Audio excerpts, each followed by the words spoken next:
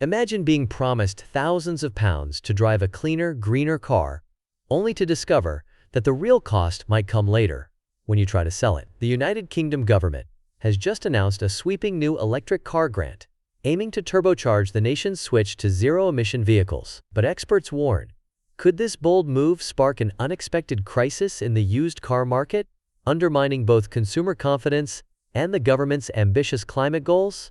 Let's rewind and set the scene. For years, the United Kingdom has been racing to electrify its roads, pledging to phase out new petrol and diesel cars, and aiming for a net-zero transportation sector by the year 2050. The government's vision is ambitious: 300,000 public charge points by the end of this decade, zero-emission vehicle sales mandates for automakers, and a massive reduction in road-related emissions. With international pressure mounting and climate targets looming, every new policy carries immense weight. That's why the government's latest move is making headlines. Under the new grant scheme, buyers can get up to £3,750 off the price of a brand new battery electric vehicle, as long as it costs £37,000 or less. This is not a blanket offer. To qualify, the car must meet strict sustainability criteria set by the government, meaning that only automakers with verified science-based climate targets and vehicles with low embodied carbon scores will be eligible. This raises the bar for environmental responsibility across the entire industry, not just for the car on the showroom floor, but for every stage of its creation. The grant is part of a £650 million fund, set to run through to the year 2028 or 29. There are two levels of grant available, reflecting the environmental credentials of the vehicle and its manufacturer. The greenest cars, those in Band 1 with the lowest carbon footprints, can earn buyers the full £3,750. Vehicles in Band 2 receive up to £1,500. Notably, all vehicles, regardless of whether they are manufactured in the United Kingdom or abroad, are assessed under the same framework, debunking earlier speculation that domestic models like the Nissan Leaf would receive preferential treatment. Why is the government pulling this lever now? The answer lies in the numbers. While overall new car registrations in the United Kingdom rose by more than 18% in June of this year, the picture for electric vehicles, especially among private buyers, is far less rosy. Uptake of battery electric vehicles among private buyers has actually fallen by nearly 11% compared to last year. Currently, fewer than 1 in 5 new fully electric cars are purchased by private individuals. The rest are snapped up by fleets companies, leasing firms, and rental agencies. This matters because private buyers are seen as the linchpin for true mass adoption. Compare this to the government's own targets. The zero-emission vehicle mandate requires that 28% of all new cars sold this year must be zero-emission. Yet, electric vehicles currently make up only about 1/5 of the new car market, lagging well behind the goal. If the trend persists, manufacturers could face heavy fines, and the United Kingdom's climate commitments could slip further out of reach. Industry leaders have been quick to welcome the grant. Mike Hawes, chief executive of the Society of Motor Manufacturers and Traders, called its return a clear signal to consumers that now is the time to switch. He argues that rapid deployment and availability of the grant over the next few years could provide the momentum needed to take the electric vehicle market from just 1 in 4 today to 4 in 5 by the end of the decade. Hawes adds that, together with recent investments in infrastructure and industrial strategy, the United Kingdom has a real opportunity to maintain its position as a leader in both the manufacture and sale of zero-emission vehicles. But is the story really that simple? Here's where things get complicated and potentially troubling. Toby Poston, head of the British Vehicle Rental and Leasing Association, describes the grant as generous, but warns it could have serious repercussions on the second-hand market for electric cars. The numbers paint a stark picture. The average used electric vehicle price has plunged by almost half since the year 2021, a rate of depreciation far outpacing that of petrol and diesel cars, which have dropped by just under 1/5 over the same period. Why is this happening? The answer lies in supply and demand. As more new electric vehicles enter the market, spurred by generous grants and tax incentives, the pool of used electric vehicles grows rapidly. But demand for used EVs has not kept pace, partly due to lingering concerns about battery life, charging infrastructure, and the pace of technology change. The result: used values nosedive, leaving fleet companies, leasing firms, and private owners with vehicles worth a fraction of what they paid just a few years earlier. This is not a trivial issue. For fleet companies and leasing firms, who account for a significant chunk of new EV sales. Falling residual values translate into hundreds of millions of pounds in potential losses. These losses can ripple through the market, leading to higher lease rates, more expensive finance deals, and ultimately, a chilling effect on adoption. Private owners, too, may hesitate to buy a new electric car if they fear it will lose value rapidly. Ian Plummer from AutoTrader is blunt. Used EV prices need incentives to stabilize and prevent further depreciations. Without action, such as targeted government schemes to support the secondhand market, confidence in electric cars, especially among everyday drivers, could quickly erode. Some experts argue that without a holistic approach, including scrappage programs or subsidies for battery replacements, the government risks creating a boom and bust cycle that undermines its own climate goals. But that's not the only challenge. Even with hefty grants, high upfront costs remain a barrier for many consumers. Although battery prices have fallen by nearly 90% over the past decade, the average new electric vehicle is still more expensive than its petrol or diesel counterpart. Add to that the uncertainty around future resale values, and the decision to go electric becomes much more complex. Charging infrastructure is another stumbling block. The government has set an ambitious target: 300,000 public charging points by the year 2030. Currently, there are only about 80,000 in place, with significant regional disparities. Urban areas tend to fare better, while rural communities and small towns often struggle with limited access. For those without off-street parking or the ability to install a home charger, approximately 40% of households, reliability and availability of public charging becomes a critical concern. To address these gaps, the government has earmarked more than £63 million for charging infrastructure, including £25 million dedicated to innovative cross-pavement technology. This allows cables to run safely beneath pavements, making roadside charging from a domestic energy source a practical reality for many households. A further £30 million has been allocated to help fleets develop depot charging facilities, and £8 million will be used to power electric ambulances and medical fleets across more than 200 National Health Service sites. The government is also investing nearly £400 million in the local electric vehicle infrastructure fund, aiming to ensure that no region is left behind.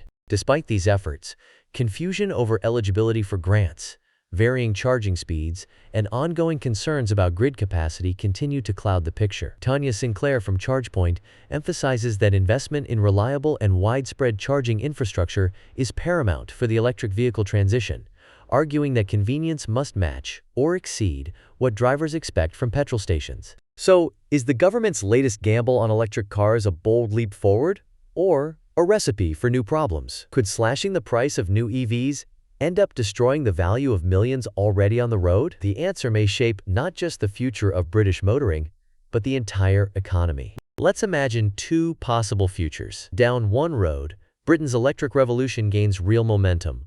More affordable EVs flood the streets, private buyers finally take the plunge, and charging points pop up as quickly as coffee shops. The government's zero-emission targets stop looking like distant dreams, and the automotive sector enjoys a new lease of life, not just for drivers, but also for engineers, battery technicians, and supply chain workers. This scenario could see the United Kingdom become a magnet for green investment, with cities and towns competing to become EV pioneers. Local authorities, empowered by new funding, could roll out smart charging networks, integrate renewable energy, and attract high-quality jobs. This positive scenario is not without precedent. In Norway, for example, generous government incentives, together with robust infrastructure and strong public messaging, have propelled electric vehicles to a market share of more than 80% for new car sales. While the United Kingdom faces different challenges, such as a larger, more diverse vehicle fleet and a denser population, the lessons are clear. Coordinated policy, reliable infrastructure, and consumer confidence can drive rapid change. However, the other road is bumpier.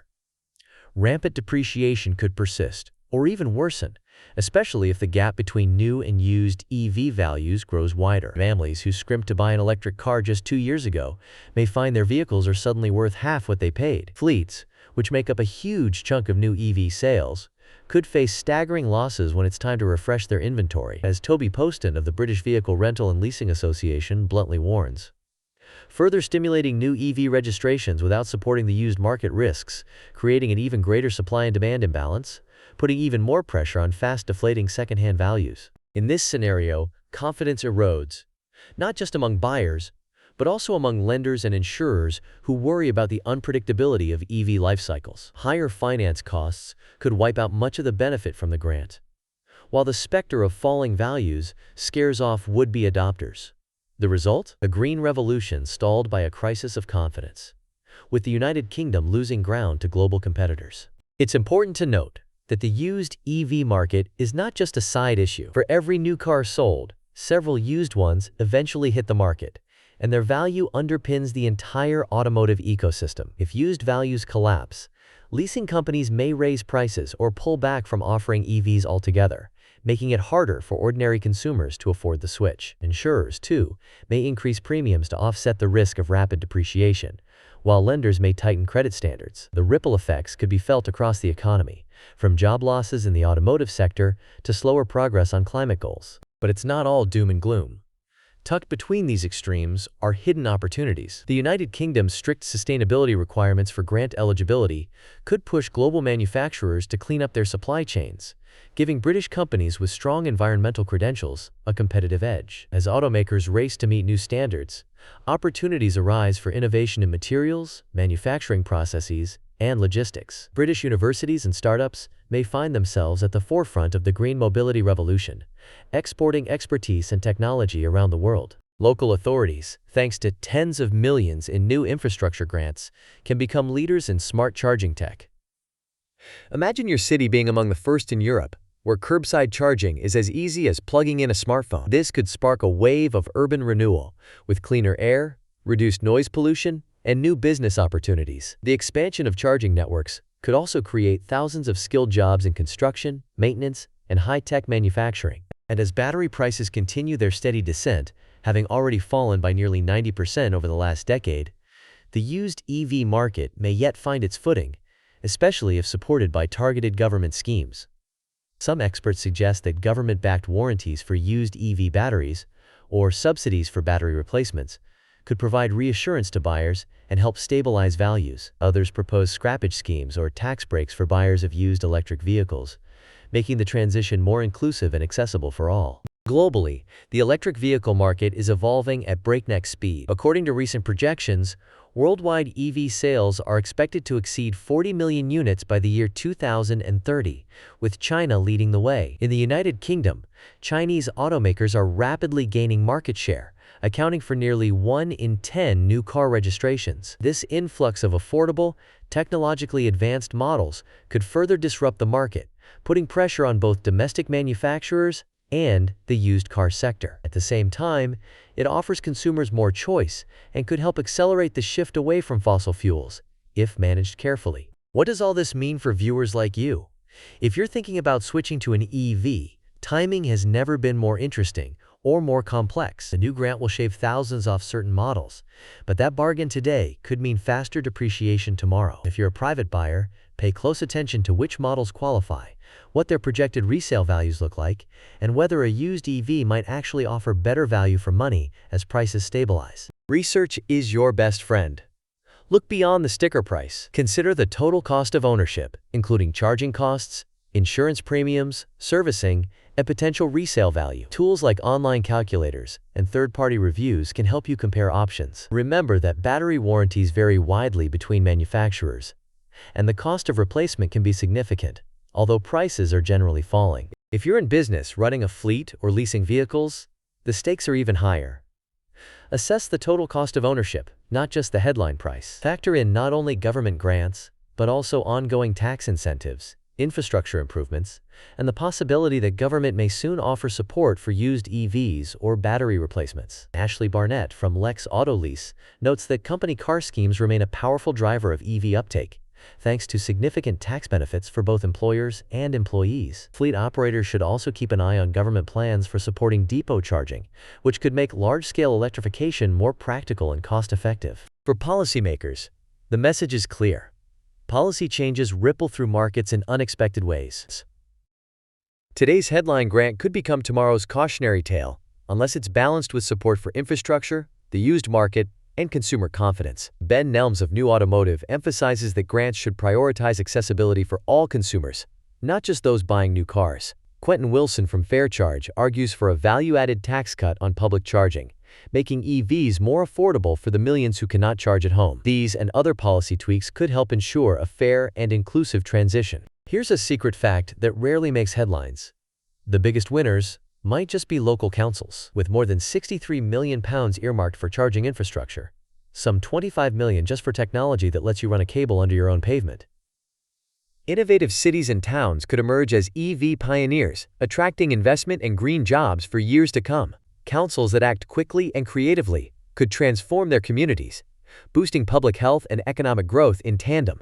And let's not forget the broader context. As the United Kingdom navigates its post-Brexit future, success in the green mobility sector could help define the nation's economic identity for decades. A thriving electric vehicle industry would mean not just cleaner air and lower emissions, but also new manufacturing jobs, export opportunities, and leadership in cutting-edge technology. Conversely, falling behind